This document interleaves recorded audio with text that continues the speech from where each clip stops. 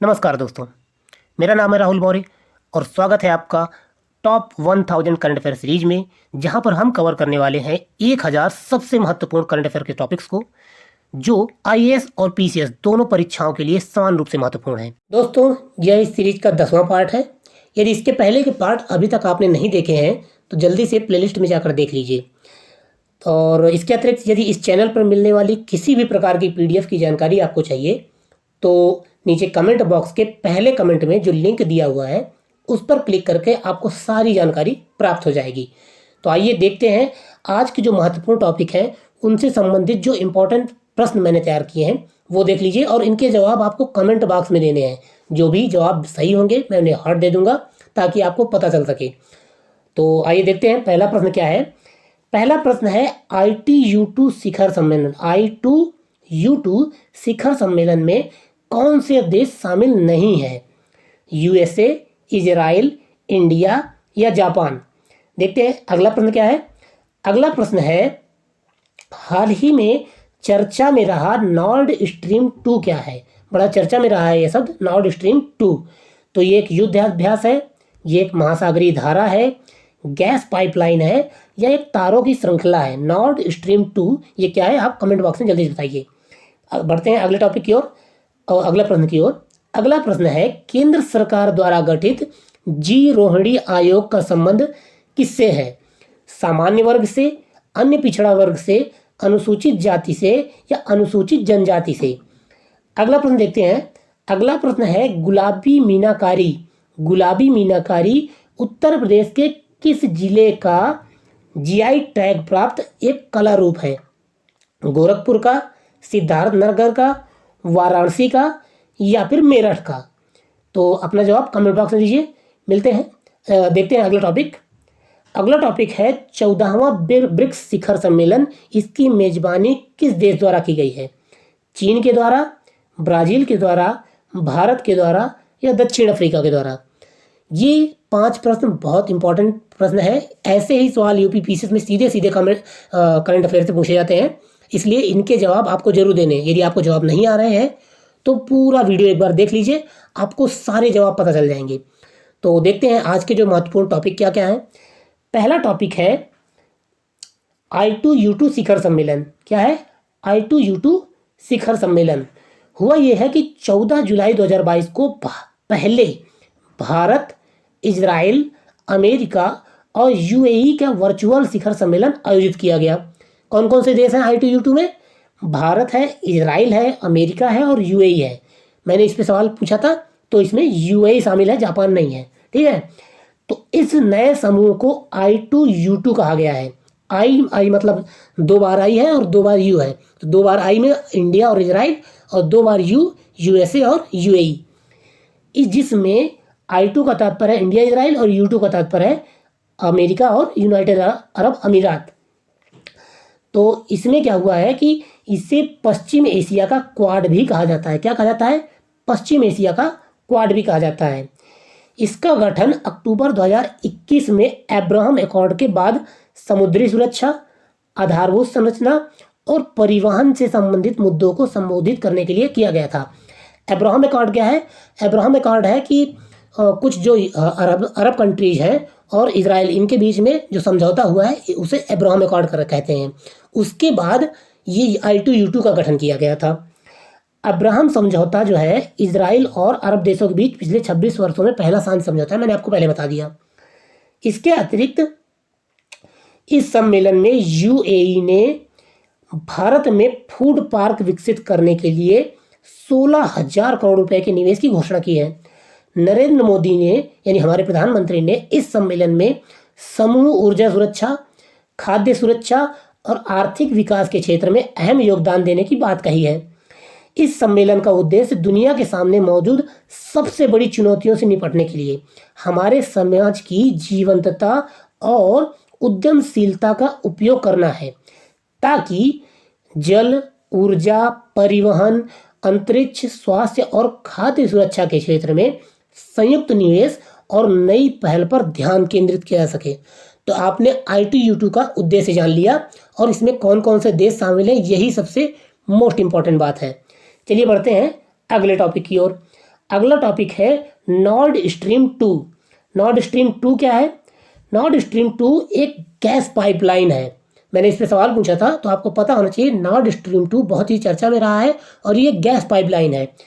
कहाँ की है और किसके बीच में विवाद का क्षेत्र बना हुआ है ये भी देख लेते हैं। तो नॉर्ड स्ट्रीम 2 एक 1200 किलोमीटर लंबी पाइपलाइन है जो बाल्टिक सागर से, कहाँ से? बाल्टिक सागर से रूस में उस्तगुला से जर्मनी से ग्रिफ्सवाल्ड तक फैली हुई है। तो जो नॉर्ड स्ट्रीम 2 है ये रूस के द्वारा निर्मित एक पाइपलाइन है, गैस पाइपलाइन है, जो रूस के उस्तगुला से लेकर जर्मनी के ग्रिफ्सवाल्ड तक फैली है। और इस पाइपलाइन में सालाना 55 अरब घन मीटर गैस की आपूर्ति होगी। वर्ष 2015 में इस पाइपलाइन को बनाने का निर्णय लिया गया था, जिसका लगभग 98% निर्माण कार्य पूरा हो चुका है। और नॉर्ड स्ट्रीम 2 का निर्माण रूसी ऊर्जा प्रमुख गज़प्रोम और यूरोप की 5 अन्य फर्मों द्वारा किया जा रहा है। थोड़ा सा जान लेते हैं कि नॉर्ड स्ट्रीम 2 में विवाद क्या हुआ है।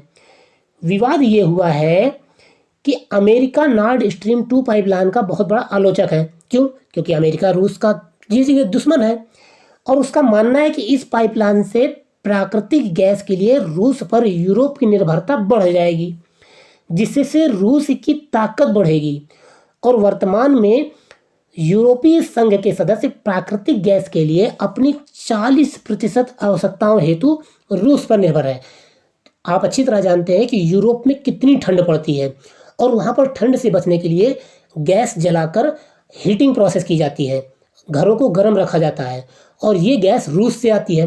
तो अमेरिका का मानना है कि इससे यूरोप जो है रूस पे निर्भर हो जाएगा और रूस की ताकत बढ़ जाएगी। यही विवाद का बिंदु बना हुआ है।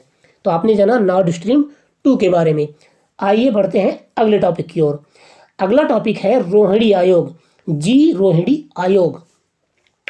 तो केंद्र सरकार ने जो पूर्व जस्टिस हैं, जो जस्टिस जी रोहिणी की अध्यक्षता में एक आयोग का गठन किया था।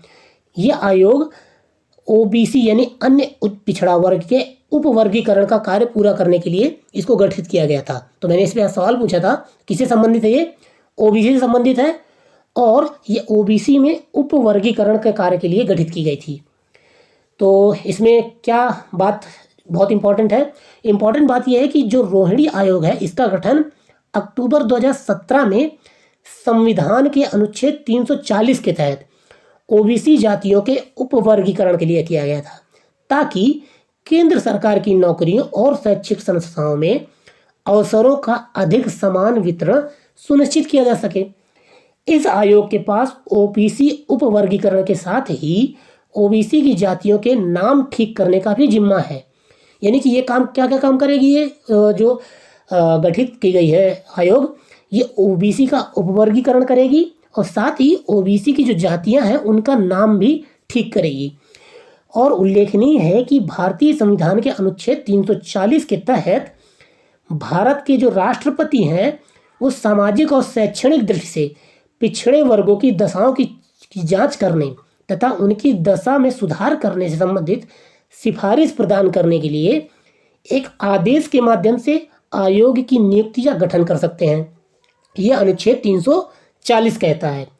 इसके अतिरिक्त वर्ष 2015 में राष्ट्रीय पिछड़ा वर्ग आयोग ने सिफारिश की थी कि ओबीसी को अत्यंत पिछड़े वर्गों, अधिक पिछड़े वर्गों और पिछड़े वर्गों यानी 3 वर्गों में बांट दिया जाए। तो ये आपने जाना रोहिणी आयोग के बारे में। और इसमें एक और छोटा सा बिंदु है कि इसके अलावा आयोग सभी ओबीसी रिकॉर्ड के पूर्ण डिजिटलीकरण और ओबीसी प्रमाण पत्र जारी करने की एक मानकीकृत प्रणाली की भी सिफारिश कर चुका है। तो जी रोहिणी आयोग के बारे में हमने जान लिया। मेन रूप से आपको ये जानना है कि जो जी रोहिणी आयोग है ये किस लिए गठित किया गया था? ये ओबीसी के उपवर्गीकरण के लिए गठित किया गया था 2017 में। चलिए बढ़ते हैं अगले टॉपिक की ओर। अगला टॉपिक है G7 समिट के में भारत की शिल्पकलाएं। हुआ ये था कि जो G7 समिट हुआ था इसमें हमारे प्रधानमंत्री नरेंद्र मोदी ने अलग अलग देशों को कुछ शिल्प कलाओं का वितरण किया है, यानी कि गिफ्ट किया है, उपहार दिया है। इसी कारण ये कुछ शिल्प कलाएं चर्चा में आ गई। तो इन शिल्प कलाओं के बारे में आपको जानना जरूरी है कि जब कोई शिल्प कलाएं चर्चा में आती हैं तो आर्ट एंड कल्चर के तहत उनसे प्रश्न पूछे जाते हैं। तो देखते हैं कौन कौन सी शिल्प कलाएं जो है चर्चा में रही हैं। तो सबसे पहली जो शिल्प कला है वो है गुलाबी मीनाकारी। क्या नाम है इसका? गुलाबी मीनाकारी। और अमेरिकी राष्ट्रपति को गुलाबी मीनाकारी की कलाकृति भेंट स्वरूप प्रदान की गई है। और यह उत्तर प्रदेश में वाराणसी का जीआई टैग प्राप्त एक कला रूप है। मैंने इसमें सवाल पूछा है तो ये कांकेर जिले का है, वाराणसी जिले का जीआई टैग प्राप्त कला रूप है। इस कला में शुद्ध चांदी के एक टुकड़े को आधार रूप में ढाला जाता है और चुने हुए डिजाइन को धातु पर उकेरा जाता है। इस मीनाकारी में गुलाबी रंग का प्रयोग बहुतायत रूप से होता है, इसीलिए इसे गुलाबी मीनाकारी कहते हैं। तो देखते हैं अगली कलाकारी क्या है, अगला कला रूप क्या है? जरदोजी बॉक्स। क्या है? जरदोजी बॉक्स। यह लखनऊ के प्रसिद्ध जरदोजी बॉक्स को उपहार स्वरूप किसे दिया गया है? फ्रांस के राष्ट्रपति को प्रदान किया गया है। इस बॉक्स में कन्नौज के प्रसिद्ध इत्र को भी रखा गया है। तो जरदोजी बॉक्स लखनऊ से संबंधित है और इसके अंदर कन्नौज का प्रसिद्ध इत्र रखा गया है। अगला है मूंज की टोकरियां एवं सूती दरी। ये सेनेगल के राष्ट्रपति को मूंज की टोकरियां और हाथ से बुनी हुई सूती दरी भेंट की गई है। मूंज की टोकरियां उत्तर प्रदेश के राज्य में प्रयागराज, सुल्तानपुर और अमेठी जिले में ये फेमस है मूंज की टोकरियां। जबकि सूती दरियां जो है ये उत्तर प्रदेश के सीतापुर में बनती हैं। बढ़ते हैं अगले टॉपिक की ओर, यानी अगली कलाकारी की ओर। तो अगली कला रूप है धातु मरोदी नक्काशी मटका। धातु मरोदी नक्काशी मटका। ये जर्मन चांसलर को धातु मरोदी नक्काशी मटका भेंट किया गया है, जो निकेल लेपित और हाथ से उकेरा गया पीतल का बर्तन है। कैसा है? पीतल का बर्तन है। और यह उत्तर प्रदेश के पीतल शहर मुरादाबाद की उत्कृष्ट कलाकृति है। तो ये क्या है? धातु मरोदी नक्काशी मटका। अगली जो कलाकृति है वो है डोकरा कला।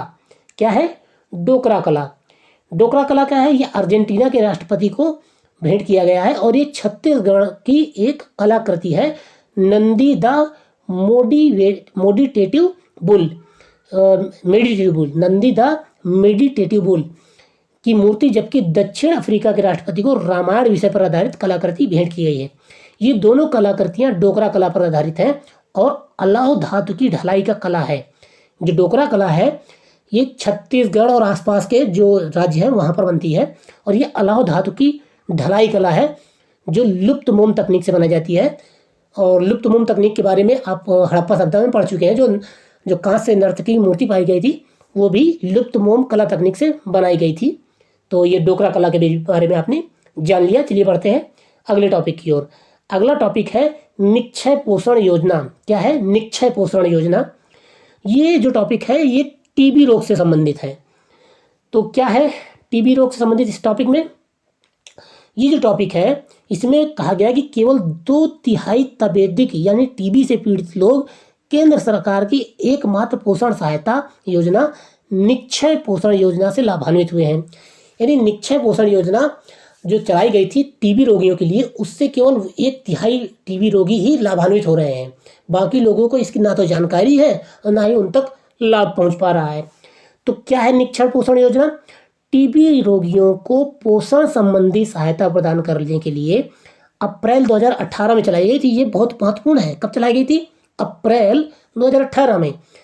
उनको डीबीटी यानी डायरेक्ट बेनिफिट ट्रांसफर के माध्यम से सीधे पैसे प्रदान किए जाते थे ताकि वो अपने लिए पोषक खाद्य पदार्थ खरीद सकें और अपने सेहत का ध्यान रख सकें। तो ये योजना चलाई गई थी और इस योजना के तहत टीबी रोगियों को प्रति माह कितने रुपए दिए जाते थे? प्रति माह उनको 500 रुपये प्रदान किए जाते थे। इसका उद्देश्य पोषण संबंधी जरूरतों के लिए प्रत्यक्ष लाभ हस्तांतरण के माध्यम से 500 रुपये की राशि प्रदान करना, टीबी रोगियों को प्रदान करना था। ये मैंने आपको बता ही दिया। भारत में टीबी की स्थिति क्या है ये भी जान लेते हैं। तो भारत में टीबी रिपोर्ट 2022 के अनुसार वर्ष 2021 की अवधि में टीबी रोगियों की कुल संख्या 19 लाख से अधिक थी, जबकि 2020 में यह संख्या लगभग 16 लाख थी। यानी कि एक साल में ही 3 लाख से अधिक लोग टीबी रोगियों की संख्या बढ़ गई, यानी 19% की वृद्धि दर्ज की गई। भारत में वर्ष 2019 से 2020 के बीच सभी प्रकार की टीबी के मामलों में मृत्यु दर में 11% की वृद्धि भी हुई है। ठीक है, तो इसके अतिरिक्त वर्ष 2020 के लिए अनुमानित टीबी से संबंधित मौतों की कुल संख्या 93 लाख थी, जो वर्ष 2019 के अनुमान से 13% अधिक है। तो आपने जाना टीबी रोगियों के बारे में और भारत में टीबी की स्थिति के बारे में, साथ ही निक्षय पोषण योजना के बारे में भी। चलिए आगे बढ़ते हैं अगले टॉपिक की ओर। अगला टॉपिक है ऑपरेशन नन्हे फरिश्ते। ऑपरेशन नन्हे फरिश्ते, ये जो ऑपरेशन है ये किसने चलाया है? ये रेलवे सुरक्षा बल यानी आरपीएफ ने चलाया है। ये ऑपरेशन किसके लिए चलाया गया है? ये बच्चों को रेस्क्यू करने चलाया गया है, यानी बच्चों की तस्करी को रोकना, जो बच्चे खो गए हैं, जो बच्चे भटक गए हैं, उन्हें वापस प्राप्त करना और उनके परिवार तक पहुंचाना। ये आरपीएफ ने एक ऑपरेशन चलाया, ऑपरेशन नन्हे फरिश्ते। इसके तहत अब तक 701 बच्चों को और 344 बच्चियों को यानी लड़कियों को बचाया जा चुका है। आरपीएफ के मुताबिक प्रत्येक वर्ष रेलवे स्टेशनों से बच्चों का अपहरण किया जाता है और उन्हें बाद में उनका शोषण और तस्करी की जाती है। ठीक है, तो हाल ही में रेलवे द्वारा चलाए गए इस अभियान से बच्चों को रेस्क्यू किया गया है। इसके अलावा भी कुछ अन्य अभियान चलाए गए हैं जो बच्चों को रेस्क्यू करते हैं, या जो आरपीएफ के द्वारा चलाए गए हैं या रेलवे के द्वारा चलाए गए हैं, वो भी देख लेते हैं। तो उसमें से है ऑपरेशन महिला सुरक्षा। क्या है? ऑपरेशन महिला सुरक्षा, जो भारतीय रेलवे के द्वारा चलाया गया था। इसके तहत कई अतिरिक्त कदम उठाए जा रहे हैं और यह महिला यात्रियों के लिए बढ़ी हुई सुरक्षा की गारंटी देता है। ऑपरेशन महिला सुरक्षा जो रेलवे द्वारा महिलाओं की सुरक्षा के लिए चलाया गया एक ऑपरेशन है। इसके अलावा मेरी सहेली दस्ते, आपने कभी कभी रेलवे में देखा होगा, कुछ आरपीएफ की महिला जवान चढ़ती हैं और जो यात्री महिलाएं हैं उनसे उनका फ़ोन नंबर और उनसे कुछ असुविधा के बारे में पूछती हैं कि आपको कोई प्रॉब्लम तो नहीं है। तो ये है मेरी सहेली दस्ते। ये विशेष रूप से महिला यात्रियों और विशेष रूप से अकेले यात्रा करने वाली जो महिलाएं हैं उनकी सहायता के लिए, उनको सुरक्षा प्रदान करने के लिए चलाई गई है। और इसके अलावा मिशन जीवन रक्षा, ये भी रेलवे के द्वारा चलाया गया है। तो आरपीएफ कर्मियों ने जनवरी में ड्यूटी पर 20 पुरुषों और 22 महिलाओं सहित 42 लोगों को बचाया था। ठीक है ना। इसके अलावा एक और ऑपरेशन है ऑपरेशन यात्री सुरक्षा। ऑपरेशन यात्री सुरक्षा के तहत आरपीएफ यात्री अपराध के खिलाफ लड़ाई में राज्य पुलिस का भी समर्थन करता है। तो ये आपने रेलवे की कुछ ऑपरेशन के बारे में जाना। इसके अलावा ऑपरेशन नन्हे फरिश्ते के बारे में अच्छे से जाना। आपको बस इतना याद रखना है कि ये सब आरपीएफ के द्वारा चलाए गए अभियान है। तो देखते हैं अगला टॉपिक। अगला टॉपिक है देश की पहली वाटर टैक्सी सर्विस। क्या है? देश की पहली वाटर टैक्सी सर्विस। 17 फरवरी 2022 को महाराष्ट्र सरकार ने मुंबई में देश की पहली वाटर टैक्सी का उद्घाटन किया। ऐसा पहली बार है कि मुंबई और नवी मुंबई को फास्ट और रिलायबल ट्रांसपोर्ट सर्विस से जोड़ा गया है, जो यात्रा के समय को कम करने में मदद करेंगे। यानी देश की पहली वाटर टैक्सी कहाँ चलाई गई है? मुंबई में। मुंबई में देश की पहली वाटर टैक्सी का उद्घाटन किया गया है। ये सबसे महत्वपूर्ण बात है, बाकी ये इंपॉर्टेंट नहीं है। हालांकि देख लेते हैं कि आगे क्या क्या दिया गया है। तो यह जो सेवा है इस जलमार्ग से सहायता से नेरुल, बेलापुर, एलिफंटा द्वीप समूह, इन सबको आपस में जोड़ा जाएगा। तो ये आपने जाना देश की पहली वाटर टैक्सी के बारे में। चलिए बढ़ते हैं अगले टॉपिक की ओर। अगला टॉपिक है 14वां ब्रिक्स शिखर सम्मेलन। क्या है? 14वां ब्रिक्स शिखर सम्मेलन। तो जून 2022 में प्रधानमंत्री नरेंद्र मोदी ने 14वें ब्रिक्स शिखर सम्मेलन में भाग लिया, जिसकी वर्चुअल मेजबानी चीन के द्वारा की गई थी। ये वर्चुअल बैठक थी और इसकी मेजबानी किसने की थी? चीन ने। इस पर मैंने ऊपर प्रश्न पूछा है, तो जवाब है चीन ने इसकी मेजबानी की थी। और इस शिखर सम्मेलन का विषय क्या था, थीम क्या थी? उच्च गुणवत्ता वाली ब्रिक्स शिखर साझेदारी को बढ़ावा देना, वैश्विक विकास के लिए एक नए युग की शुरुआत करना। क्या है? उच्च गुणवत्ता वाली ब्रिक्स साझेदारी को बढ़ावा देना और वैश्विक विकास के लिए एक नए युग की शुरुआत करना। इस सम्मेलन के दौरान संयुक्त अरब अमीरात यानी यूएई, सऊदी अरब, मिस्र, Kazakhstan, Indonesia, Argentina, Nigeria, Senegal और थाईलैंड देशों के मंत्रियों के साथ मुख्य बैठक के हिस्से के रूप में ब्रिक्स प्लस आभासी सम्मेलन का भी आयोजन किया गया था। ब्रिक्स प्लस आभासी सम्मेलन का आयोजन किया गया और इसमें इन देशों को बुलाया गया था। तो अब थोड़ा सा ब्रिक्स के बारे में जान लेते हैं। ब्रिक्स में 5 प्रमुख उभरते हुए देश कौन कौन से? ब्राजील, रूस, भारत, चीन और दक्षिण अफ्रीका है। ये इनका एक समूह है इन 5 देशों का। और यह समूह कुल मिलाकर विश्व की 42% जनसंख्या, 23% जीडीपी, विश्व की कुल जीडीपी का 23% हिस्सा, 30% क्षेत्रफल और 18% वैश्विक व्यापार का प्रतिनिधित्व करता है। ये पूरे जो देश हैं ये इतना प्रतिनिधित्व करते हैं। वर्ष 2006 में इसका गठन किया गया था।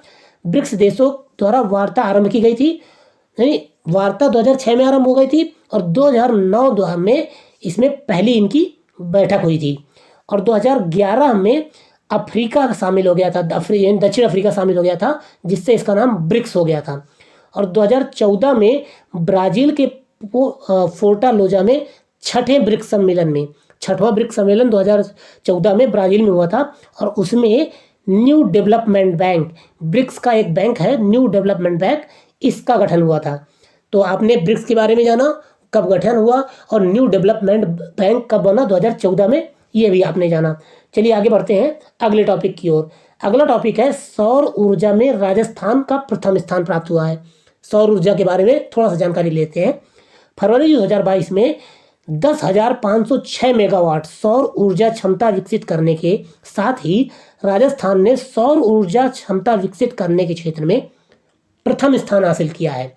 यानी सबसे ज़्यादा सौर ऊर्जा कौन इस समय उत्पादित कर रहा है? तो ये राजस्थान कर रहा है।